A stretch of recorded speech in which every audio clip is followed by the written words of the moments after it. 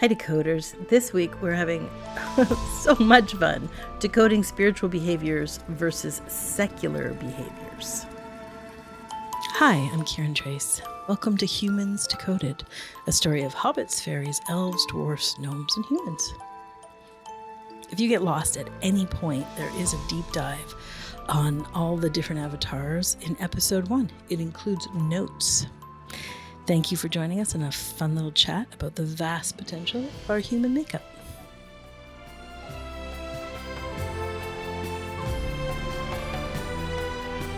Hi, Leela. Hi, Cami. Hi, Cam. Hi, gang. Kiran. Great to be together again. Yeah, I feel like we can really use a very light-hearted, sort of silly, funny episode in the middle of the current world situation. You know, it's all on fire.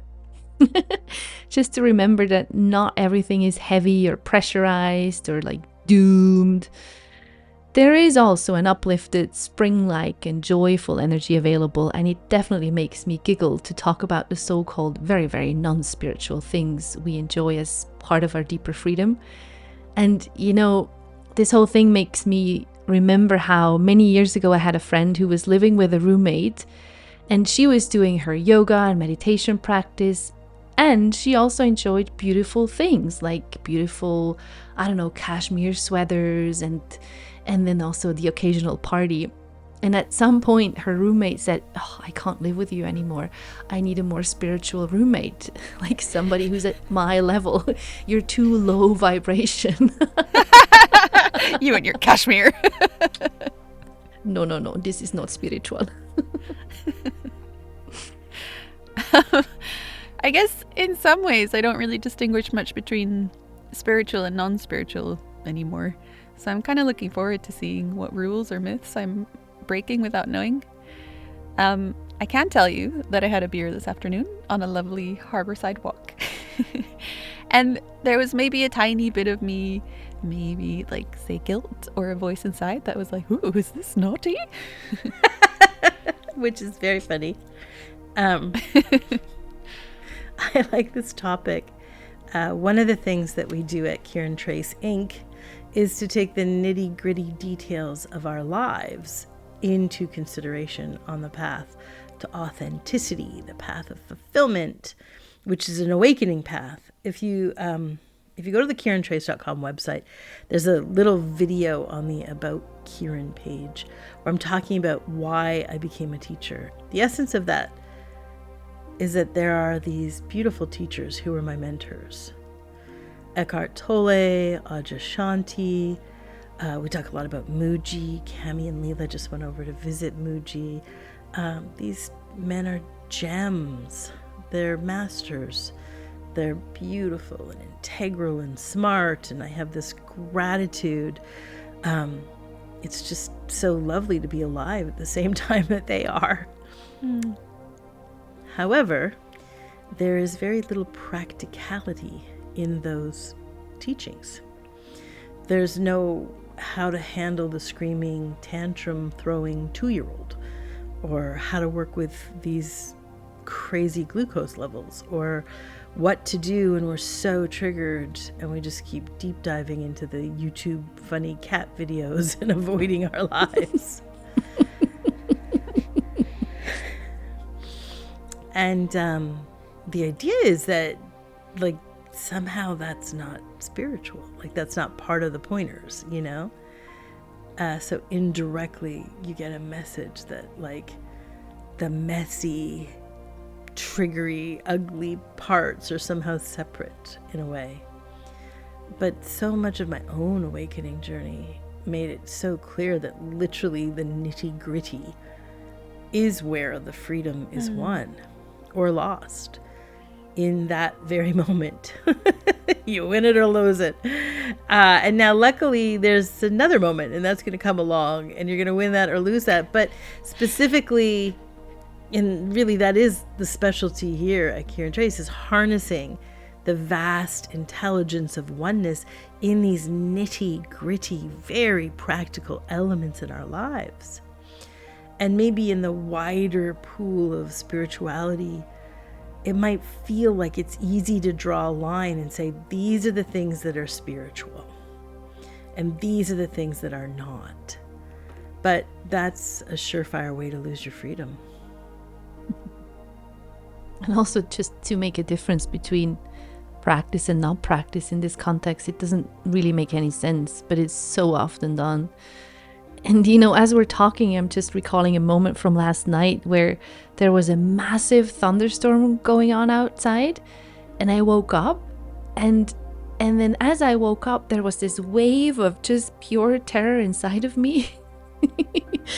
And it was about a work-related thing. So I'm planning a retreat next year in Costa Rica, and I signed a really big contract that makes my not capable, not safe, unworthy belief system just fire up. And I woke up with, oh my God, what have you done? You are ruined. And like, can you imagine, like, in these moments, then it's not like I'm reaching for my spirituality, quote unquote, to get back to truth or awareness. It's not like I'm starting to chant mantras in the middle of the night. It isn't even, oh, let's meditate. Like when the middle of the night terror knocks, I reach for ultra practical, simple supports. Like I did put on a kid's audiobook and went back to sleep. And that's what brings me back to reality and to what's actually true. So then the next morning I wake up like nothing had happened. What a sweet example of Leela reaching for a practical support at night. And I'm sure we're all familiar of that, like you bit the bullet and then 5 minutes later fear comes in at the back end like, ah! And I want to know more. Like, what are the goofy things that you also reach for, maybe in a crisis or just because it feels super yummy and alive in that moment? Sure, let's go for it. Like when I feel a lot of anxiety or just a lot of energy moving in my system, I love to take all my recycling glass to the recycling station and go smash it in the bins really, really, really hard. So it makes a big explosion sound and all the glass is splattering everywhere. And I so enjoy that. I enjoy the force of it. I enjoy that it's sort of a disturbance that it creates for a second. It's almost like a little annoyance out there in a way that the anxiety inside of me is an annoyance to myself. And at times I also go into the forest and I find these sticks that I can break with my feet. I need to use some force. I need to use some strength, and I step on them. Again, it makes a loud sound and I feel the tear. I feel the breaking through my foot and through my leg. And it's super visceral. Like maybe you can feel it as I'm talking about it. And it's almost like I'm breaking bones, but I don't mean this in a violent way, but there's something just so satisfying about getting this energy out. Like, move. One time, Leela was at my house, and just like she's saying, that this energy had been building and building. I had just a ton of triggers hitting my system and pressurizing me. And Leela and I were in the kitchen and we were making dinner. And one of the pressures landing on me was that we had a bunch of people coming for dinner, which of course normally wouldn't be a pressure for me. I'm an extrovert. That's a joy. But in that moment, with all those pressures hitting hard against everything, against my system, it was a trigger. So I was pounding hamburger meat in a bowl. We were making these gorgeous meatballs that Leela makes. They're full of herbs and veggies and they're delicious. But the pressure was building and I was just pounding. And finally I had to explode. And I took the hamburger meat that was in this really beautiful bowl. I loved this sort of old-fashioned mixing bowl. It was Jadette, those of you guys that know. And I just smashed that motherfucker. I mean, I smashed it. There was ground beef everywhere. And I have a very large kitchen, sort of like a chef's kitchen, and you can imagine, if you can imagine, that every inch was like these tiny flecks of hamburger meat. And that jaded bowl just shatters. It shatters. So there were so many fragments. The explosion was just this beautiful release of everything that was sitting there. And, you know, I think there was some aftershocks that needed, and I reached for like a few mason jars full of things, and I just swept it off the counter, smattering them on the floor. But I will tell you, when the explosion was finished its rumbles, I immediately felt so much better. Yep, that's exactly how it was. She's not making it up. I was there. I remember all the meat everywhere. I feel like the one I was going to share is so tiny now. I can be really dramatic in the release. Well, I like swearing in my car at bad traffic. I like beeping my horn because in some countries it's very common, but in England it's quite the offense. So, it's quite extreme. And so I like to lean in, you know, like somebody cuts me off, I'm like, babe, you fucking rah, rah, rah. And then just immediately laugh about it after. Almost like a mini role play. And I think it was Louis C.K. who made a joke about being in traffic. And it was like, people get so angry, but you're basically saying, you made me check my reflexes and it was fine. So, yeah, I don't know. It's only for me. I don't think anybody even notices, but I thoroughly enjoy this moment inside of myself where I just kind of let go inside my big steel box. This reminds me of another good one I have. Honestly, I think the list of all of our non-spiritual stuff, it's so big. It would be fun to share a lot more of it later on. But I'm going to squish this one in here. I can't do this anymore, but I used to ride my bike around the city quite a lot.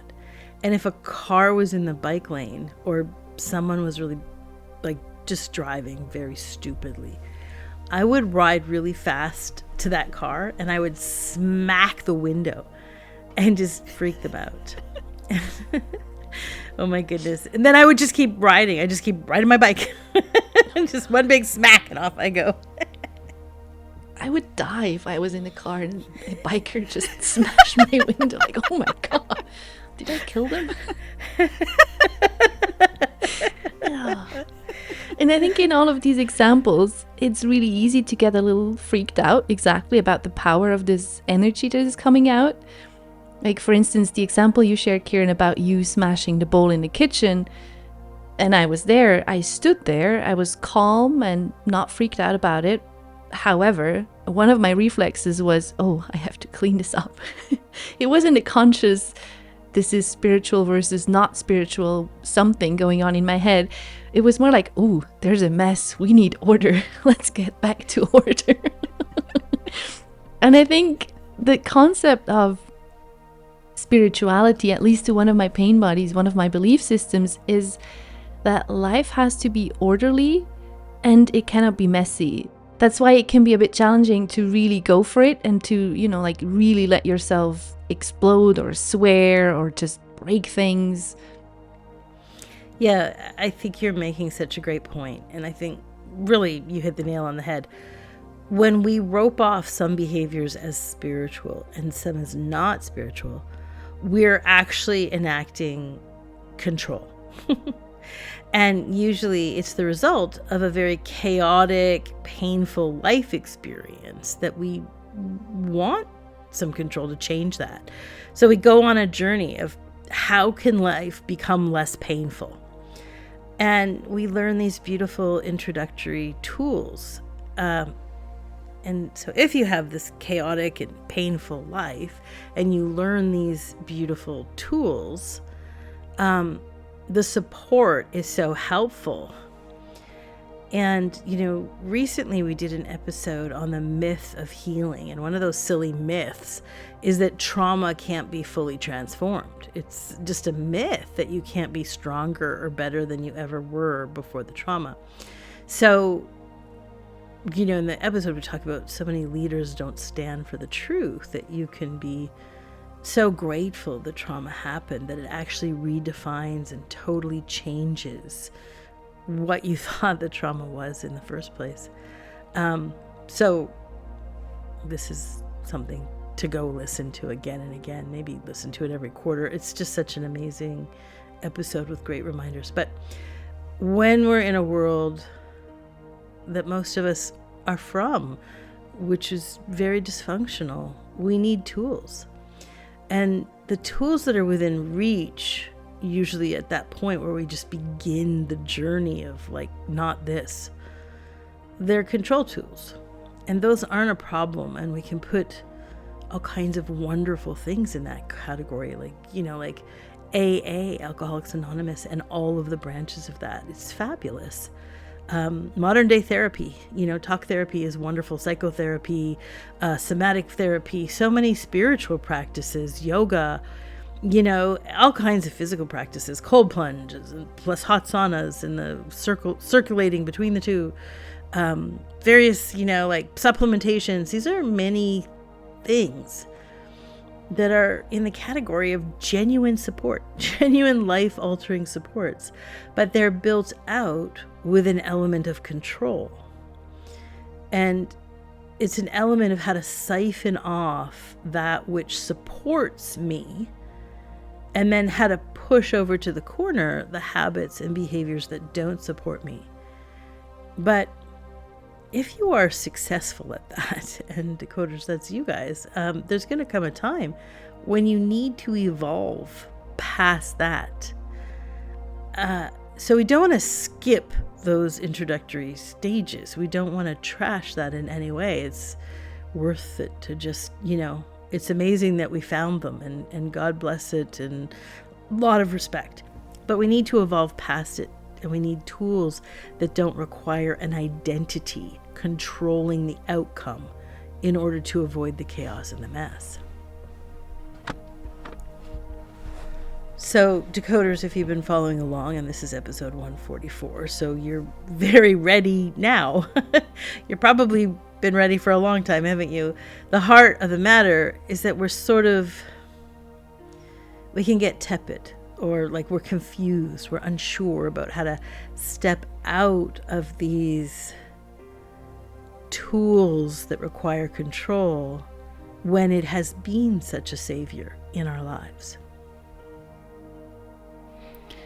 I remember one time when I was using that control to police other people.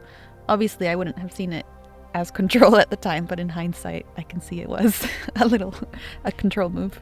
I was in a taxi with my dad, and we had 2 stops with the same taxi driver. So when the taxi driver made the first stop, he reset the meter, which he wasn't supposed to do because it means it makes our journey into 2 journeys instead of 1, which is more expensive. And when he did that, my dad flipped out at him, and he was like, "How dare you? I see what you're doing, and I'm going to report you, and na na na na na." And I was like, "No, Daddy, no, please, only peace, no." You can't shout at another person. Oh my God, this anger. And I was so upset at him for being angry. And I think if that happened today, I'd be like, yeah, let him have it. What an idiot. He's not supposed to do that. He knows he's breaking the law. But at the time, there was just such an allergy to anything even remotely like aggressive, angry, overly loud. It felt like the only way I could keep this frail sense of peace that I'd been cultivating was to keep everything at that same kind of namaste level. I can see now how it was a very external movement. I had to control my environment, and, you know, just everything needs to be Shanti. I love that terminology, Cam, the frail sense of peace. Wow, I respect that, and I honor it. I get it. I get it when life is so painful and so chaotic, and your sense of peace feels to you like it is so frail. And so you grip it. You grip it with so much control. You know, people who know me, who hang out with me all the time, well, that's you guys, decoders. You guys hang out with me a lot. You know me really well.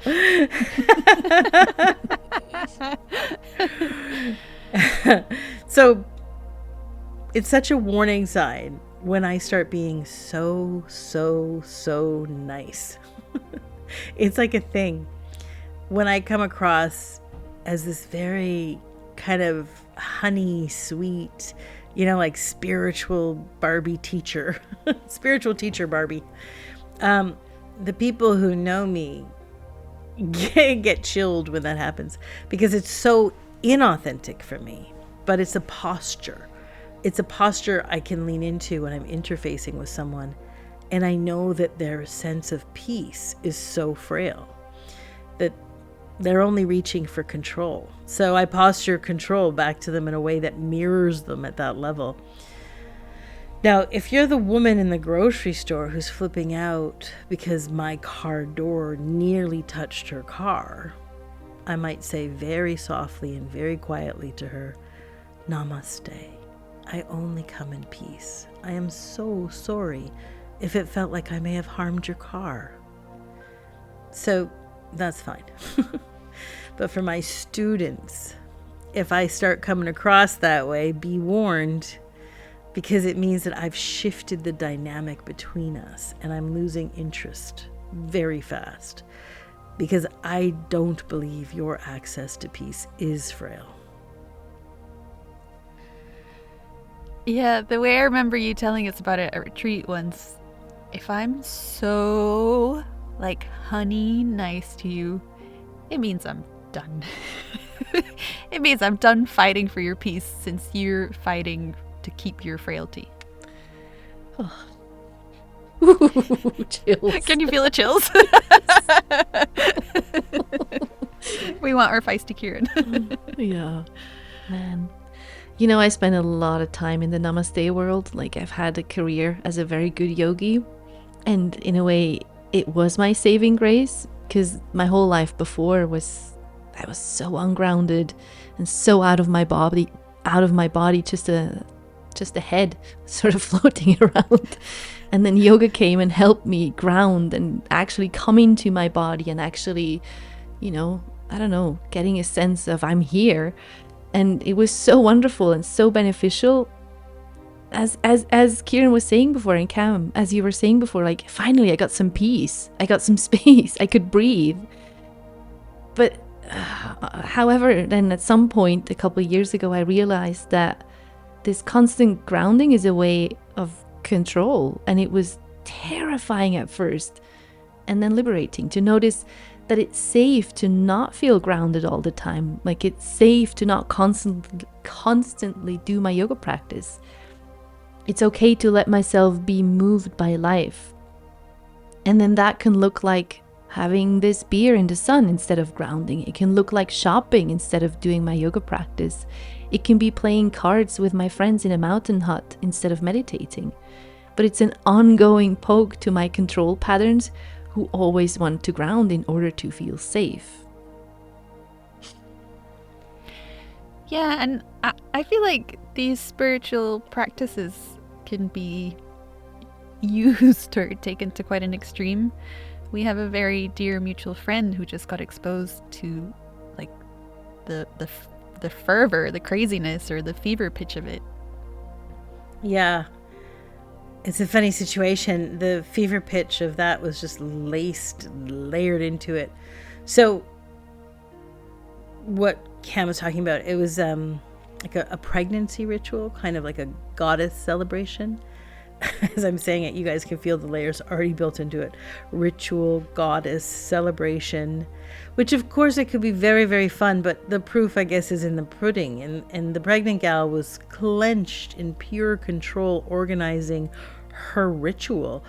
And the poor love, she just had these enormous expectations. And the expectations were like the full moon, all the goddesses with her naked, swimming in the waters, in a rebirth. Everyone has to sing blessings over her, and the layers in there of what she expected would create fulfillment were so thick and feverish that they strangled any possibility of fulfillment. Totally. So the scene is there's all these girls in the water enacting some goddess thing with the moon, and they're all naked and frolicking, and our very dear friend is taking part, but she also says, "No, thank you, I don't want to be naked." And then they just turn. They turn on her to such an extent that when Kiran told me this story, I said, I want to punch them in the throat. This has nothing to do with spirituality anymore. It's just trying to protect an identity. And somehow our very lovely friend got caught in the crossfire of that. And I think it feels quite good to expose how you can use anything as a blanket to protect your identity. So don't fall for the spiritual one. The message I sent our friend afterwards, after I heard the story from Kiran, was, just let us know when and where. Cam and I will come and we will beat them up. We got you, sister. We got your back. It's not exactly the kind of spiritual message you'd expect from your, Buddha sisters, but oh my God, was it true? It was so funny. It's like our goddess gang is going to beat up your goddess gang. Of course, this makes our pal laugh and laugh and laugh. And well, life just plays in all the colors. And, just a note here for everybody. This was not a real rumble. No goddess members were harmed in the process. Yes. However, I love the freedom in all of this. Smashing the glass, threatening to go beat up some people like the other goddess gang. It's the continuous experience of seeing that in actual reality, in truth, there are no rules to live by. It doesn't mean that my control patterns are not booting up from time to time. Of course they do. But I usually see them and don't act on them. And another example I just want to throw in here and bring in here. The other day I was in the supermarket, and I usually shop in Italy, and they have these hilarious sausages in the cooler section. I've always walked past the whole cooler section and I never even saw them, like they didn't exist. And one day they sort of jumped at me. They started to exist for me. I saw them, was like, oh, ooh, turkey sausages, cool. And I bought a bunch of them, and I said to Kiran, oh my God, can you believe I bought them? Like, it's something my health obsessed, green smoothie, all organic, no processed food girly control self, she would never ever ever buy them because they're so processed and there's so much salt in them, and I don't know what else. Like, she has so many stories about these sausages. Just nose and anus. Just nose and anus. Yes. It's totally just pure trash meat, and I love them. And it's so much freedom to eat trash meat. I remember one of my first retreats, since we're referencing the website, if you go to the website under events, or actually we can have it linked below, there's the retreat is there. And if you haven't signed up for a retreat, the seats are selling fast. We have only a few left. But on that page, the retreat page, there's like a 20-minute talk where I start out talking about how I set up the retreats. It's really great. It's worth the listen. Anyways, so it's the first retreat, and I'm there at retreat, and I have this fancy, beautiful black ruffled skirt and this beautiful designer red top and a lot of jewelry.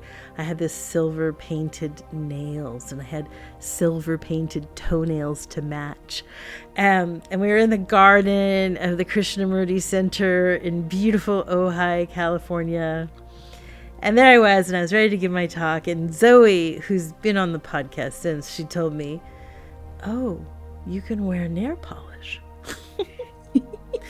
So even before I opened my mouth, the realization had hit for her. Like, the point is that freedom exists in all forms, and it's celebrated because the authenticity of your being loves these expressions, and the freedom ripples more freedom to others in every single form in our world, which is sourced right out of stillness. No matter what it is, it can be emblematic of freedom. And it can be harnessed by control. And it gets very entangled and indulged in its own control story. And the point is that we don't have to be terrified of evolving out of control and suddenly embracing nitrates and nail polish and, I don't know, arm wrestling.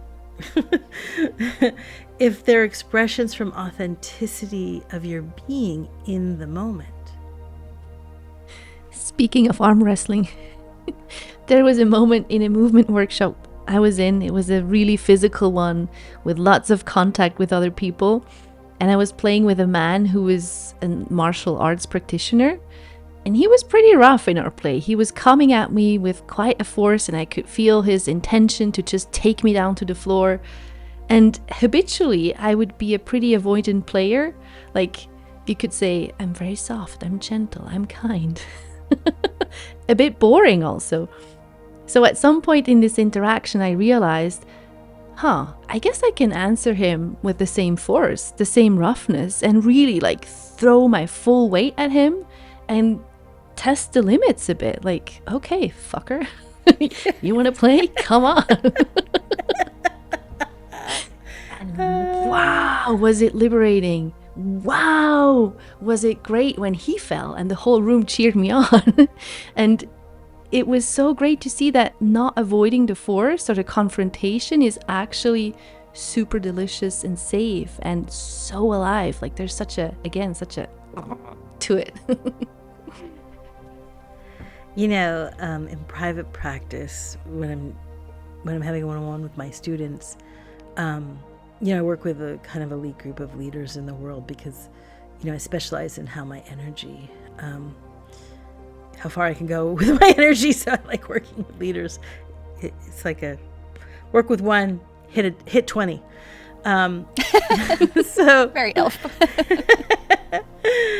So as my clients emerge into their own Buddhahood, there's these parts of that walk that are so nuanced, and they demand this no holds barred expression.